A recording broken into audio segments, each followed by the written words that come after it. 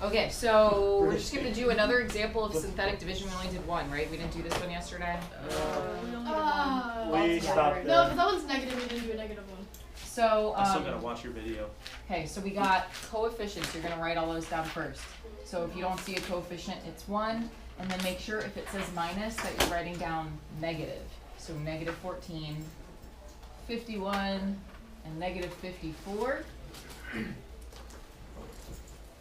Okay, and in our little box, we're going to put the 0 version of that factor, x plus 2. So if you solve that and set it equal to 0, or by setting it equal to 0, you get negative 2. So that's what we put in this little box. Where is my leg? Your leg? Lead. I thought she said leg. I thought you said leg, and I was like, Tristan, Right there. Are you okay? Alright, so the first step is to just add vertically. Well, there's nothing to add, so we just bring down the 1. Okay, and then we are going to multiply diagonally. Okay, and when you multiply negative 2 times 1, I get negative 2. You put that there. It's kind of like a zigzag motion. After you multiply diagonally, you add vertically. And that gives you negative 16. Then you get positive added? Add vertically. That's where there's.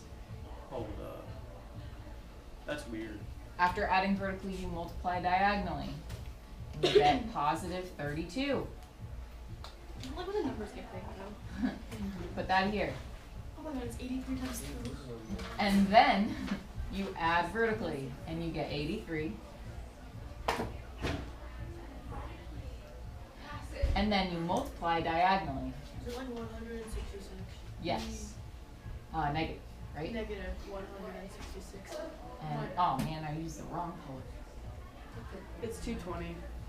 Thank you, Tristan. And then you add vertically, and you get negative 220. Okay. I don't.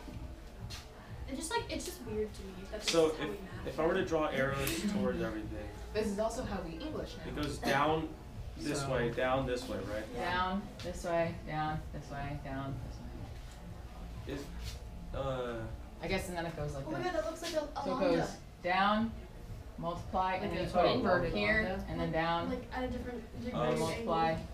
And oh, then so it's here. Like flipped. So you do Look at the wall. down first, you do multiply second. so and just then straight you go- across. And then you go this way third. So you go straight And then across, you go back down. and then you go up, And then it's a continuous little, You go down, across, up. down, across, up and to the right. Okay. Thank you. What's this So machine you have to called? go like, Pinball machines. Oh my god! Okay.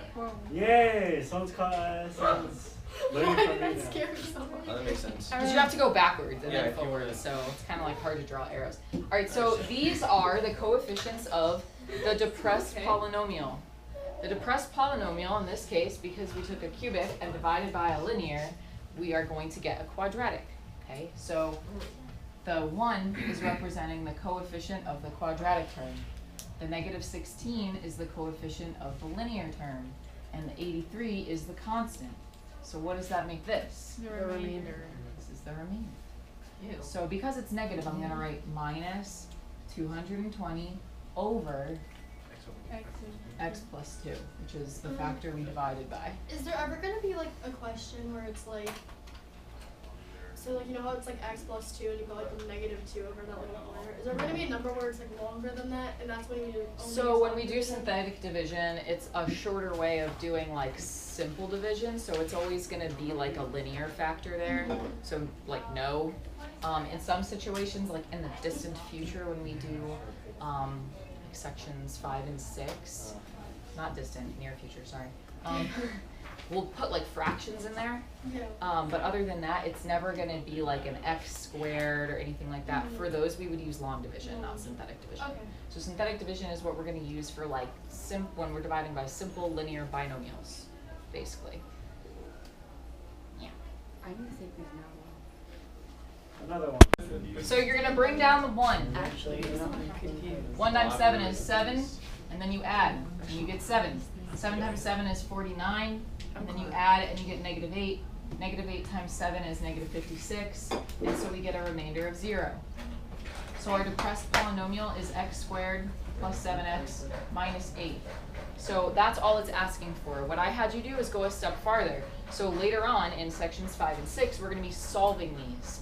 So in order to solve them, what you do is you synthetically divide once, and when you get a remainder of 0, then that means you've found a 0. Okay, that's what like the factor theorem says. So you'd solve. Once you get a remainder of 0, you know that whatever you synthetically divided by is one of your solutions. Then you take your depressed polynomial and you try to solve that. So that's what I asked you to do. I asked you to factor it and then set it equal to 0. And so when you do that, you find the other two. Oh, wait. So these three are solutions to this cubic. If you were to set this cubic equal to 0 and solve, 7, 8, and 1, well, wait, sorry, 7, negative 8, and 1 would be the solutions to that cubic. Why Well, do you you have know, like it's three negative solutions? 1 because you want positive 7. Wait, shouldn't it start with a cube? Is this over there? No, You that's have it? right. That's right. Where did you No, get but on 7 the from? right. Negative Oh. 8 is not correct. Yeah. Has to be Up there? positive. You're not Negative 8 correct. is correct. Negative 8 is correct. Negative 8 is correct. correct. What? Yes. Yeah, because What's wrong with it? Oh, duh. Plus Okay, yeah. Yeah. Because when you set You're this, right. sorry, I just Yeah, skipped when the you step. when you set I them skipped up the for step 0. when you set them equal to 0. Oh.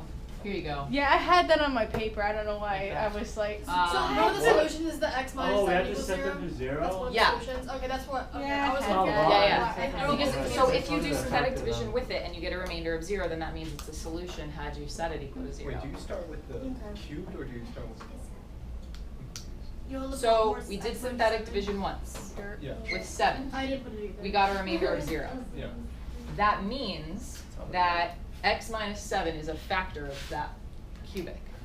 It also means that had you set this cubic equal to 0, oops, I just said it was the 61st. of you November. would have been able to factor the entire thing, but you don't know how to do this, Okay. to this.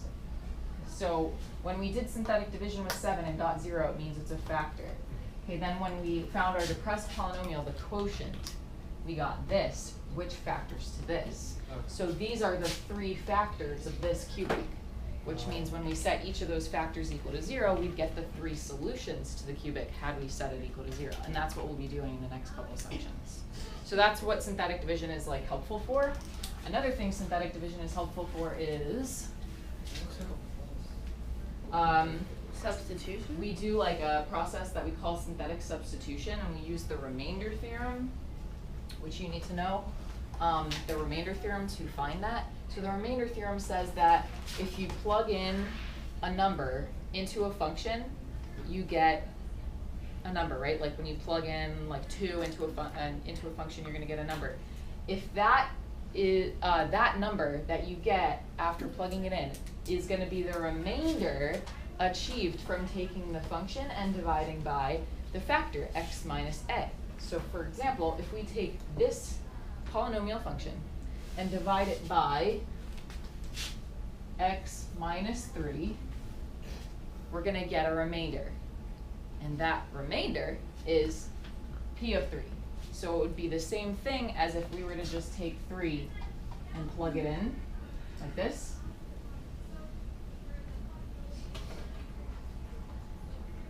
Okay? You could do that on a calculator, you could do it like with your hands, blah, blah, blah, blah, right? You know what I'm saying? P of 3. Or you can do synthetic division with these numbers, and in here, 3. And then whatever we get as the remainder is the same thing as this. Which way is easier? Is it the I'd say it depends. Like some ways are going to be easier than others, just depending on what the number is. It's not really about easier. It's just about like it's a theorem that allows us to combine the remainder theorem with the factor theorem to solve equations. Yeah. So when we get a remainder of 0, we know that that thing is a 0. So when we combine these two theorems together, that's what allows us to solve the equations. I'd say direct substitution is probably easier in most situations, but it's kind of cool that you can do this. So notice that I put in a 0 for the quartic term, and then also we're missing a linear term here. So that's what these two zeros are representing. So just always check for missing terms and always make sure, you know, you're looking at it in descending order. If you don't put it in descending order, nothing works. So that's bad. So we're gonna do synthetic division, but really what we're doing is synthetic substitution because our answer is the remainder. But it's the same process. You bring down the 1, multiply diagonally. What do you get? 3. Okay. Add vertically. 3. Multiply diagonally. 9. Add vertically. 7. Multiply diagonally. 21. Add vertically. 20. Multiply diagonally. 60. Add vertically. 60. And multiply diagonally. 120. Wait. 180. 180. 180. I believed you. 180. And then add vertically. 182. And I did get the same answer because I did it the other way. Now, which way was easier? I plugged it Wow. in and it worked very successfully. But did you plug it in your calculator, you cheater? I did. That's cheating. If you had to do it by hand, I don't know which way is easier. Do you know what 3 to the 5th is? Wait, we're not allowed to use our calculators? I'm saying in theory, if you didn't have a calculator, this is basic multiplication and arithmetic. Oh, I But did that this math might myself. this might take longer if you don't know what 3 to the 5th is. I did that way on times the 3 is a myself. pain in the butt. I did that second slide. So- I don't even know. So 3 to the 4th is 81. So 3 to the 5th is 243. This is 27 times 2, which is 54. This is 9. This is 2. Okay, so this is I mean, I think that's a little bit harder than this. These numbers are smaller. Where did you get? But either way, our final answer here is that P of 3 is 182. Oh, I forgot to add the 0x of 4. Yeah, how did you get 243? I don't know. I think I did that right. What? 3 to the That's all. 4th I is looked- 81, I so looked 3 to at the it. 5th is It's 243. Oh yeah, Yeah. you do the math. I just And write then down what you 27 write down. times 4 is Is 54. there a certain way we have to use? Yeah, not this. We did that already in chapter 1. So now we're working on synthetic substitution. And again, like I said, the main reason we're talking about synthetic substitution is because when we combine it with the factor theorem from yesterday, it allows us to use this process to find zeros. So do we really need to do synthetic substitution to find like P of 3? No, but it'll, like when you combine those theorems, that's what allows us to solve polynomial equations. Otherwise, there will be certain ones, like this one actually this is one we could solve by factoring, by grouping, but the one above that we can't solve by factoring. This one does factor by grouping. So remember that worksheet that you guys just turned in? Yeah. Where you like take each and you can factor by grouping? Yeah. This one solves that way. Anyhow, question? I saw it. So basically the answer is the remainder? Yeah, so basically the answer is the remainder. Because I was like, you can't figure out what exponent you'd put 1 to. You could, it would be like the quartic, it would be like 1x to the 4th, but see, it's like you'd have a remainder, so that, what that means is because we have a remainder, 3 isn't a solution to that. Which is fine, it could be important in other ways. Like P of 3 could represent something, I don't know. Maybe it's a function that models something. Okay, so what I'd like you to do is for the U-try, I'd like you to do it the synthetic division way, or synthetic substitution way, and then check it with regular substitution. So either, I guess, you can cheat and use your calculator,